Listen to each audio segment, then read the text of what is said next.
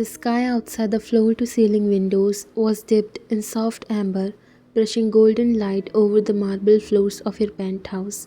You were sitting on the plush couch, your swollen feet propped up on a footrest, fingers gently resting over the curve of your belly. The little one had been unusually quiet today. No kicks, no turns, just silence. But you weren't scared, not when you had him, your husband John Jungkook.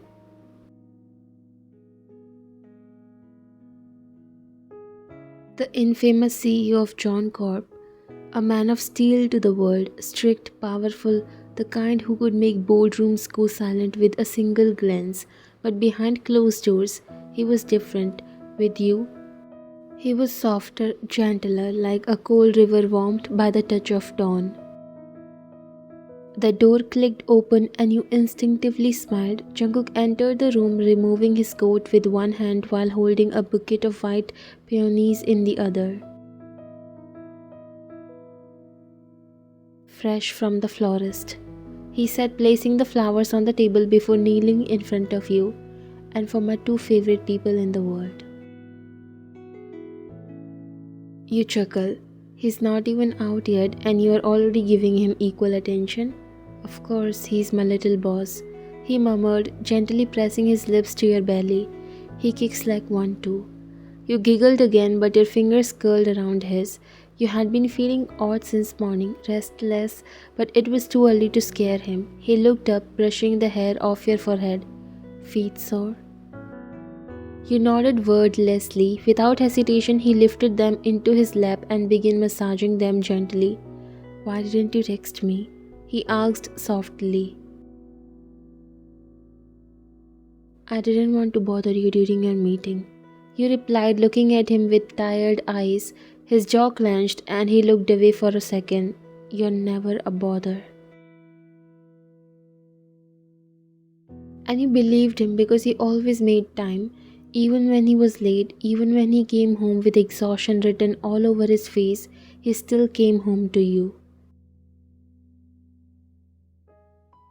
You had told him you would be fine, and for a while you believed it too. Jungkook had come home early just to check on you before heading back to the office. His company was signing the biggest deal in its history, the final merger of a long-awaited partnership.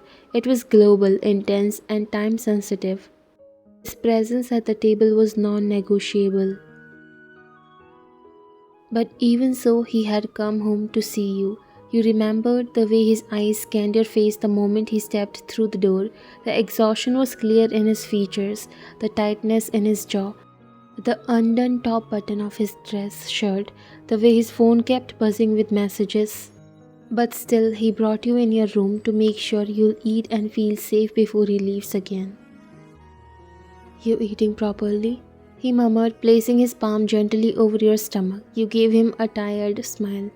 I'm fine. You are the one who looks like he hasn't slept in 2 days. I haven't, he muttered, brushing your hair off your forehead. But I'll sleep once this deal is done. Then we'll take that break I promised you. Somewhere far, just us two. You arched a brow. 2? You mean 3? His lips curved into a slow smile as he leaned forward to press a kiss to your bum. Right, he whispered. 3.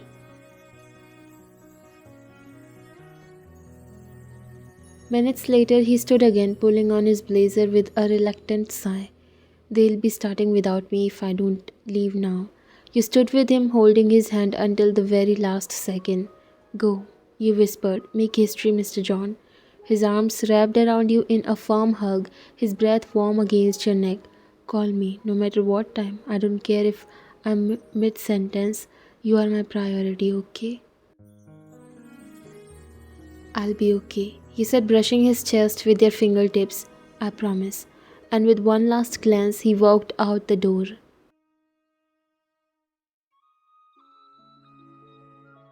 You meant it when you said you would be okay. The apartment was quiet, the air scented with lavender, and the baby had been unusually calm the whole day today. Not kicking too much, just a gentle presence beneath your skin. You drank warm milk, texted Jungkook a quick good luck, and tucked yourself into bed. Your last thought before sleep was of him, sleeves rolled up, tie loosened, signature pen in hand. You were proud of him, truly, and then darkness. It started slow like a distant echo, the sharp beeping of machines, cold air, a hush of footsteps. You blinked confused. The sterile white of a hospital room surrounded you. The nurse's voice was panicked. We are losing the baby. You tried to speak, tried to scream, but nothing came out. You looked down, blood, too much of it. Your hospital gown soaked in red. Where's my baby? You wanted to scream. But your mouth wouldn't move. You couldn't breathe. You couldn't. You shot upright in bed, gasping. Your heart thundered inside your chest like a war drum. Sweat clung to your skin. The room was too dark, too quiet, and then the worst part. You didn't feel him. Your hands flew to your belly, desperate, searching. Tears and sweat covered your whole face. No, no, please. You whispered, voice cracking. Move, kick, something. Stillness. A sob built in your chest. Your mind screamed at you to calm down, to wait, to not jump to conclusions. The terror was already in your bloodstream. Without even thinking, you grabbed your phone, your hands shaking as you scrolled to his name. You paused. He told you to call, but he also said he couldn't leave the meeting. You hesitated and then hit the call. At that very moment, Jungkook was sitting at the head of the table in the high-rise conference room, surrounded by men in tailored suits and million-dollar expectations. The presentation was wrapping up. A lawyer was going through the contract clause by clause. A representative from the partner company leaned forward with questions. Jungkook was alert, his focus sharp, his posture composed, but the second his phone vibrated in his pocket, something shifted. He ignored it at first, then it buzzed again. He pulled it out and glanced at the screen, your name calling. He stood up immediately.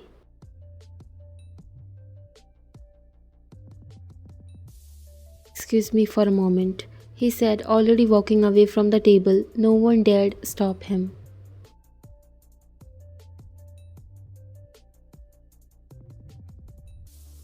Hey, love, he answered, keeping his voice low, careful only to be greeted by silence. Then came the sound of your shallow breathing, unsteady like you were trying not to cry. His heart sank. What happened? You tried to speak, but your throat was tied. It took all your strength to get the words out.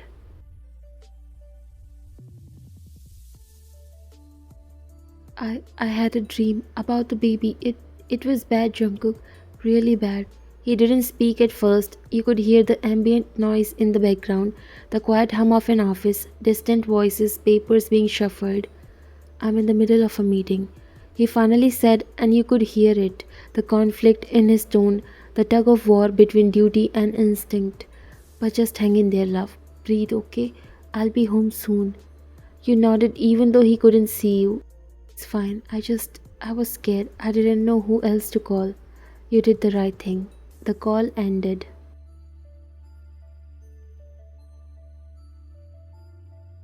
Back at the boardroom, Jungkook stood still for a moment, his phone still in hand. He stared at the screen. She said it was a dream, just a nightmare, but her voice.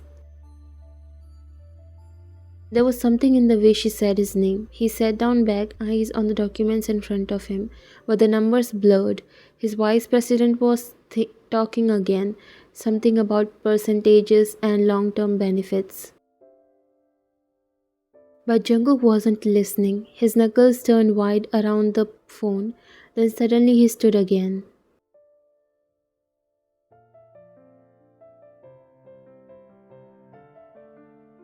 I'm ending the meeting here, he said in a curt voice. Everyone looked up in surprise. Sir, someone asked, everything all right? Jungkook straightened his blazer, calm but unreadable. My wife had a nightmare about the baby. She's scared. I need to go.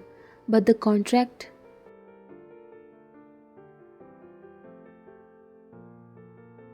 Can wait. He didn't explain further, he didn't need to, because no signature in the world was worth more than the woman carrying his child.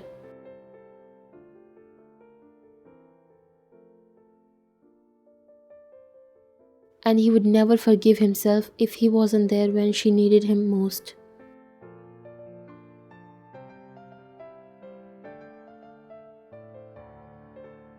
The elevator doors opened with a soft chime, and Jungkook stepped out, his pace quick but silent. The hallway of your penthouse building was empty at this hour, but the air felt tense, like it knew something had gone wrong. He reached the front door, unlocked it with trembling fingers, and stepped inside. The lights were dim, the apartment was quiet, too quiet.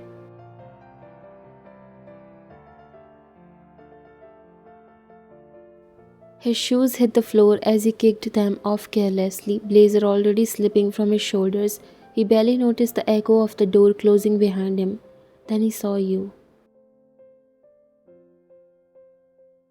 Curled up in the center of the bed, knees drawn up around your belly, body wrapped in the same sweater he had left draped over the couch earlier. Your face was turned to the side, but your soft sniffles told him everything he needed to know. His heart broke. He crossed the room in seconds and dropped to his knees beside the bed. Love? His voice cracked just a whisper. You turned toward him slowly, eyes wide, lashes still wet with tears. You looked surprised. You came? Jungkook's arms wrapped around you instantly, his hands sliding protectively over your belly as he pulled you into his chest. Of course I came, he whispered against your temple. Where else would I be? You clung to him like he was the only thing holding you to earth. I was so scared, you murmured. I thought something was wrong. He wasn't moving, not a single flutter. I tried everything. I know, he said, kissing the side of your head. It's okay now, you're not alone. His hand stayed pressed gently over your stomach, fingers still and waiting. Nothing, not yet. Stillness. Your breath hitched again. Then, faint and barely there, a soft light tap. He felt it and you did too. Both of you froze. There, he whispered, his voice tight with relief. That's him, right? You nodded quickly, eyes filling again, but this time with something different. Gratitude, hope, that tiny little flutter, the smallest of signs, was everything you needed. He scared us, Jungkook said with a weak laugh, pressing a hand to his chest. That little traitor. You managed a tired smile, sinking into him. He must be yours then. He didn't let go, not even when you fell asleep against him with your hand tucked in his. An hour later, he was still awake. His arm was under your head, phone held to his ear with the other hand. He spoke in a low voice, careful not to wake you. Dr. Han, sorry to call this late. There was a rustling on the other side. Mr. John, is everything alright? Jungkook took a breath.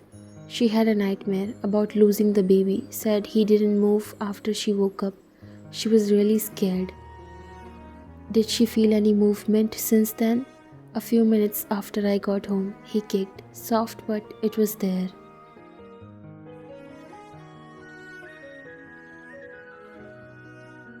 Good. Dr. Han's voice was calm. That's a very reassuring sign. Look, these kinds of nightmares are very common, especially during first pregnancies. The hormones, the anxiety, the anticipation, sometimes it all piles up and creates vivid dreams, scary ones. Jungkook frowned slightly, but the baby didn't move for a while. That's what really scared her. That can happen too, when the mother is stressed or hasn't eaten much, or if the baby is sleeping. At this stage, their sleep cycles are long. As long as she feels movement within a few hours, it's considered normal. Jungkook let out a breath he hadn't realized he was holding. She keeps thinking she overreacted. She didn't. It's her first time and she loves this child with everything she has got. Of course she panicked. Just keep reassuring her and bring her in tomorrow if it will ease her mind. I'll be here. Thank you, Dr. Han. After the call, he placed the phone aside and looked at you again. You were still curled up against him, fingers slightly gripping the edge of his shirt. He didn't move, didn't blink, just stayed there, hand resting over your belly, heartbeat synced with yours and your child's. In the darkness, with the city sleeping beyond the windows, Jungkook whispered to the little life under his palm, "Next time, give your mom a kick sooner, alright? You scared her half to death. You are our world, but she's my life, my soul." There was no answer, just a quiet room, a warm bed, and 3 steady heartbeats. The early morning light was soft, casting a golden hue over the bedroom as the sun peeked between half closed curtains. The city below slowly came to life, distant horns, soft footsteps, muffled voices, but inside your bedroom it was still. Jungkook hadn't moved all night. You stirred awake, eyes fluttering open to find his arm still curled protectively around your waist, his face buried in the crook of your neck, breath warm and even. You shifted gently, just enough to look at him. His hair was slightly messy now, suit still wrinkled from the night before. His tie lay discarded on the floor, but even in sleep, there was a crease in his brow, a shadow of the night's fear still lingering. Your fingers reached up instinctively to brush it away. He stirred, and then his eyes opened. For a moment, he just blinked at you, like he wasn't sure if it had all been a dream. Then his gaze dropped to your stomach, and his hand moved automatically to rest there. "You are okay?" he whispered, voice hoarse from lack of sleep. You nodded softly. He kicked again while you were sleeping. A faint smile tugged at his lips. He closed his eyes for a second, letting that truth settle in his chest. But you didn't miss the heaviness still in his gaze. There was something he wasn't saying. "Jungkook," you murmured, tracing the line of his jaw. "What's going on in that pretty head of yours?" He swallowed. I keep thinking, what if I hadn't answered that call last night?" "You did, but what if I didn't?" he said quietly. "What if I had stayed in that room, signed those papers, smiled for the cameras while you were here, afraid, alone?" You could hear the guilt bleeding through his voice, the weight of everything he carried. He wasn't just your husband, he was a leader, a son, a CEO, and now about to be a father, and that terrified him more than anything else. "I have spent so long trying to build a life stable enough for our family," he murmured, his thumb brushing slow circles over your bum. "But what if I'm not enough to protect it?" Your heart squeezed. You reached out and cupped his face gently, turning him to you. "You didn't just build a life, Jungkook. You made a home. You built this, us. That's more than enough." His eyes shimmered for a second and he looked away. You smiled.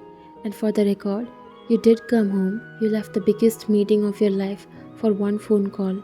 That alone tells me everything." He didn't respond, not with words. Instead, he leaned forward and pressed his forehead to yours, lips brushing over your nose, your cheeks, your brow, reverent and slow, like he was anchoring himself in you. "I love you," he whispered. You kissed him softly.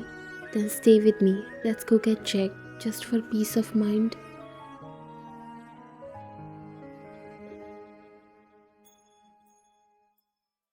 By 9 a.m., you were at the hospital, hand in his, walking slowly down the familiar corridor. Dr. Han greeted you with a warm smile and no judgment in her eyes, just quiet understanding. After the ultrasound gel was applied, the screen lit up. And then there he was, tiny, wiggling, heartbeat strong and loud in the room. Jungkook's shoulders instantly relaxed beside you, and his fingers tightened around yours. The doctor confirmed what she had told him the night before. Everything was normal, movement was fine, no sign of complications. "Babies can have slow mornings too," Dr. Han teased gently. "He just chose the wrong night to nap." You laughed through soft tears. Jungkook chuckled too, a sound you hadn't heard since before the panic. When you walked out of the hospital later, the sun was high, the wind gentle. You held his hand tighter as you both walked down the path toward the car. "I feel like I can breathe again," you whispered. "Me too," he said, then stopped suddenly. You turned to look at him. I promise you, Jungkook said gently. I might not be perfect, but I will always choose you, no matter what's on the line. You didn't say anything, you just pulled him into a hug, right there in the hospital parking lot. Because some promises don't need words, they just need to be held.